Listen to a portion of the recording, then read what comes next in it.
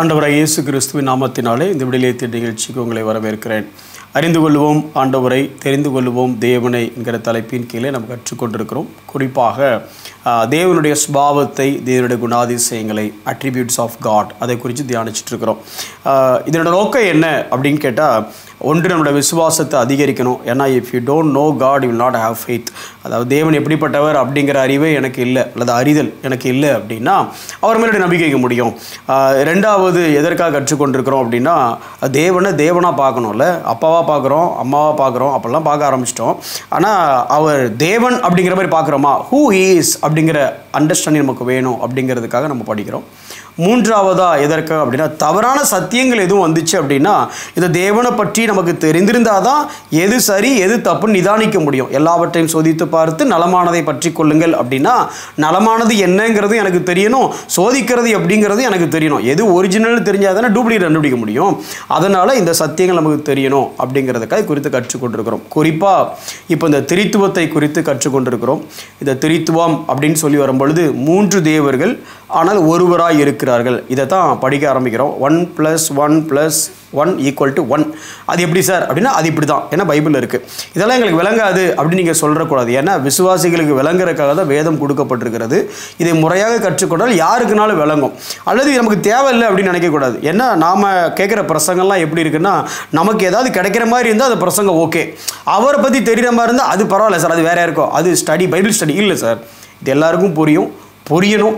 ஏன்னா இது விளங்குதோ விளங்கலையோ நீங்கள் விசுவாசிக்கணும். அதுக்காக தான் அதை கற்றுக்கொண்டிருக்கிறோம். சரி, இன்றைக்கு இந்த திரித்துவ தெய்வத்தை பற்றி இன்னொரு காரியத்தை நம்ம படிக்க போகிறோம். பாருங்களேன், இந்த திரித்துவம் அப்படிங்கிறது அல்லது இந்த ட்ரினிட்டிங்கிற கான்செப்ட் நமக்கு புரியணுமா அப்படின்னா, வேதத்தில் நிறைய இடத்துல எக்ஸ்பிளிசிட்டாகவே தேவன் அதை திரிச்சு வச்சிருக்கிறத நம்ம பார்க்க முடியும். அதாவது பர்பஸ்ஃபுல்லாகவே நீங்களும் நானும் பார்க்கணுங்கிறதுக்காகவே தேவன் சில இடத்துல வச்சிருக்கிறாரு.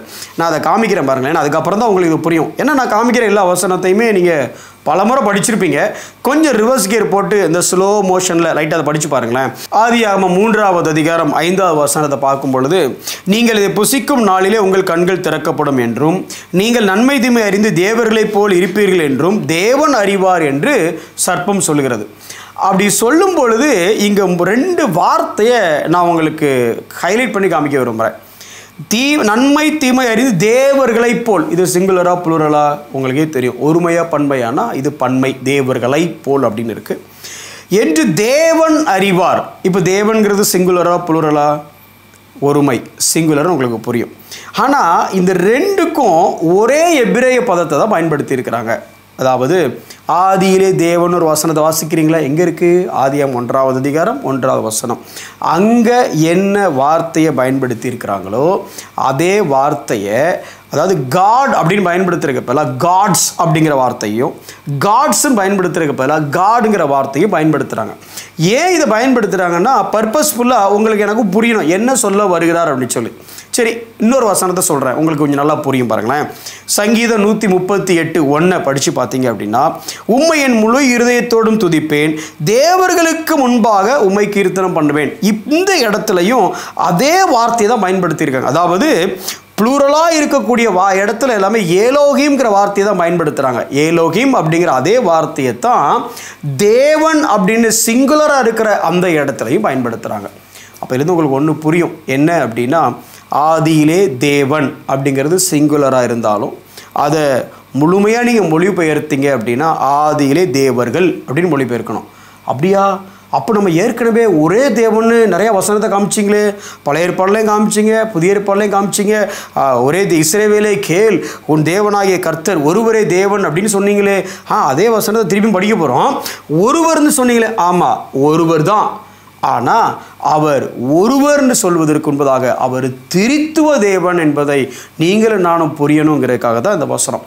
சரி, இன்னும் கொஞ்சம் ஆழமாக போகலாம் அப்படின்னா, 1வது அதிகாரம் 1வது வசனத்தை எடுத்துருங்க. எந்த வசனம்? வேதத்தில் இருக்கக்கூடிய முதல் வசனம். ஆதியிலே தேவன் வானத்தையும் பூமியையும் சிருஷ்டித்தார். ஆதியிலே தேவன் அப்படிங்கிற இடத்துல ஆதியிலே தேவர்கள் அப்படின்னு இருக்கு. ஒருவேளை எபிரேய பதத்தில் சிங்குலருக்கான வார்த்தை, அதாவது ஒருமைக்கான வார்த்தை இல்லையோ?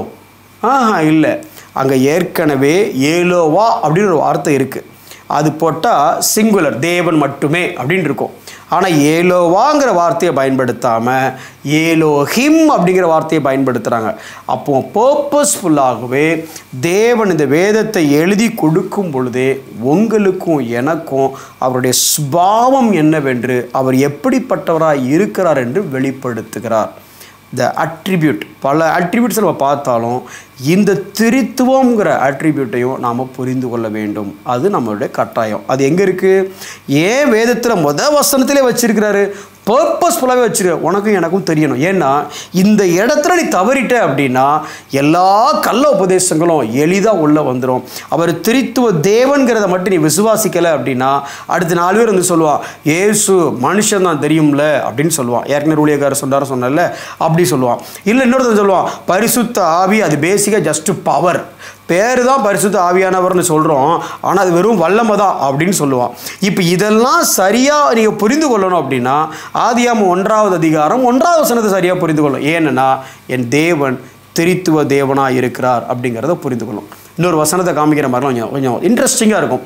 பைபிளை இப்படி நீங்கள் படிக்க ஆரம்பித்தாலே அது வேறு லெவல். ஒரு வசனம் இஸ்ரவேல் ஜனங்களுக்கு தாரக மந்திரமாக இருக்கக்கூடிய ஒரு வசனம், அடிப்படை வசனம், அவங்களுக்கு நமக்கு தெரிஞ்ச வசனம் தான்.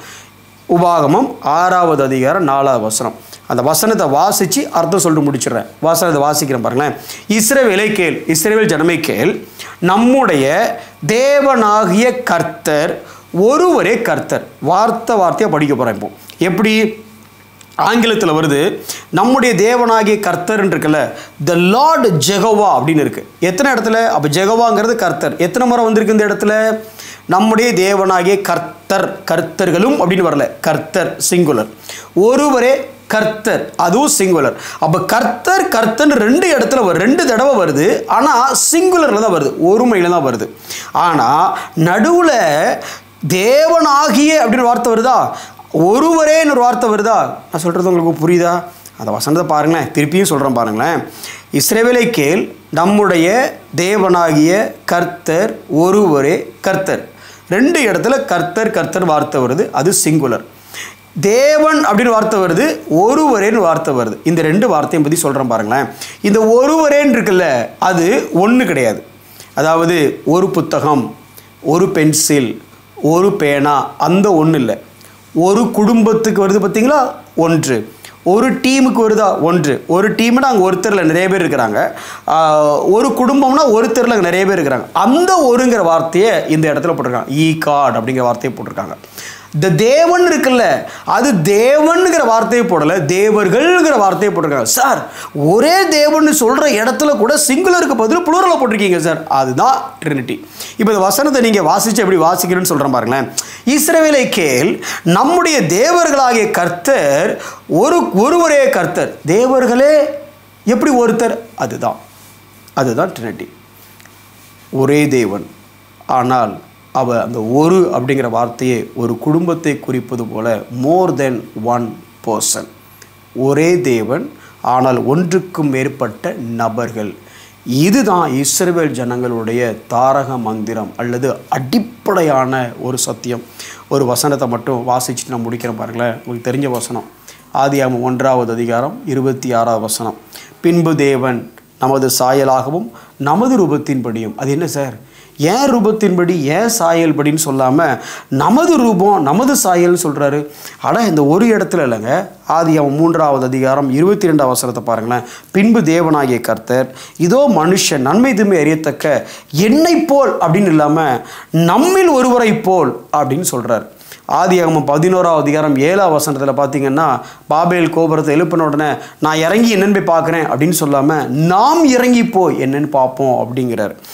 ஏசாயா தீர்க்கதரிசியின் புஸ்தகம் 6வது அதிகாரம் 8வது வசனத்தில் ஏசாயா தீர்க்கதரிசிக்கு தரிசனம் கொடுத்த அந்த சம்பவத்தில் யாரை நான் அனுப்புவேன், என் காரியமாக யாருப்பா போவான் அப்படின்னு சொல்கிறதுக்கு பதிலாக யாரை நான் அனுப்புவேன், யார் நமது காரியமாக போவார் அப்படின்னு இருக்குது. ஆதியாகமம் 1வது அதிகாரம் 1வது வசனம், ஆதியிலே தேவன், அந்த வார்த்தையும் புளுரல். ஆதியாகமம் 19வது அதிகாரம் 24வது வசனத்தில் பார்த்தீங்கன்னா, அப்பொழுது கர்த்தர் சொல்கிறார். என்ன சொல்கிறாரு? சோதோமின் மேலும் கொமாராவின் மேலும் வானத்திலிருந்து கந்தகத்தையும் அக்கினியை வருஷிக்க பண்ணின்னு சொல்லாமல் எப்படி சொல்கிறேன்னா, கர்த்தராலே வருஷிக்க பண்ணி. சார், நீங்கள் எங்கே இருக்கிறீங்க? நீங்களே தேவன் ஒரே தேவன், ஆனால் 3 நபர்களாக இருக்கிறார். இதை நீங்களும் நானும் புரிந்து கொள்ளும் பொழுது எந்த அளவுக்கு ஒரு விசுவாசம் அப்படின்னா, பரிசுத்த ஆவியானவராகிய தேவன், குமாரனாகிய தேவன், பிதாவாகிய தேவன். எதுக்கு இதை சொல்கிறேன்? பிதாவாகிய தேவன் அப்படின்னா நமக்கு ஒரு ரெவரன்ஸ் பயங்கரமாக வருது. ஆனால் அதே பிதாவாகிய தேவன் குமாரனாகிய தேவனாக மகிமையின் நம்பிக்கையாக உங்களுக்குள்ள எனக்குள்ள வாசமாக இருக்கிறார். அதே குமாரனாகிய தேவனை இப்படி பார்த்தா பரிசுத்த ஆவியானவர் நீங்கள் பரிசுத்த ஆவியானவர் வசிக்கக்கூடிய ஆலயமாக இருக்கிறீங்கன்னு வேத வசனம் சொல்லுது. பிதாவாகிய தேவன் பார்க்குறோம்ல, எவ்வளோ பெரிய வல்லமை, எவ்வளோ பெரிய தேவன். குமாரனாகிய தேவன் பார்த்த உடனே எவ்வளோ சாஃப்ட் நேச்சர், எவ்வளோ அன்பு, எவ்வளோ டெண்டர்னஸ். பரிசுத்த ஆவியானவராகிய தேவன் பார்த்த உடனே பவர், வல்லமை அப்படின்னு பார்க்குறோம்ல. இந்த தேவன் உங்களுக்குள்ள எனக்குள்ளேயும் வாசமாக இருக்கிறார். அந்த காரியத்தை, நம்ம திருத்துவத்தின் காரியத்தை, உலகத்தையே படைத்த அந்த தேவன், தன்னை எதிர்த்து நின்ற பாவியான ஜனங்களுக்காக தன்னுடைய ஜீவனையே கொடுத்த அந்த தேவன், மரித்த கிறிஸ்துவை உயிரோடு எழுப்பிய பரிசுத்த ஆவியானவராகிய தேவன் உங்களுக்குள்ள எனக்குள்ள வாசமாக இருக்கிறார். கண்களை மூடி நாம் ஜெபிப்போம். அன்புள்ள ஆண்டவரே, நன்றியோடு ஸ்தோத்தரிக்கிறோம். பிதாவாகிய தேவன், குமாரனாகிய தேவன், பரிசுத்த ஆவியானவராகிய தேவன் ஆகிலும் ஒரே தேவனாக இருக்கிறீங்க ஆண்டவரே. அந்த தேவன் எங்களுக்குள்ளே நீங்கள் வாசமாக இருக்கிறீங்க, நமக்கு நன்றி செலுத்துகிறோம். சர்வத்தையும் படைத்த அந்த பிதா, குமாரனை கொண்டு நீர் சிருஷ்டித்தீரே, சகலமும் அவருக்காக சிருஷ்டிக்கப்பட்டது. அப்பேற்பட்ட அந்த குமாரன் பரிசுத்த ஆவியானவராகிய தேவன் ஆண்டவரே, நீர் எங்களுக்குள்ள வாசமாக இருக்கிறீர், நன்றி செலுத்துகிறோம். இதை உணர்ந்தவர்களாக நாங்கள் யார் என்கிற அந்த உணர்வோடு உமக்கு உண்மையாக நாங்கள் வாழ எங்களுக்கு நீர் கிருபை செய்யும். இயேசுவின் நாமத்தில் ஜெபிக்கிறோம் நல்ல பிதாவே, ஆமென்.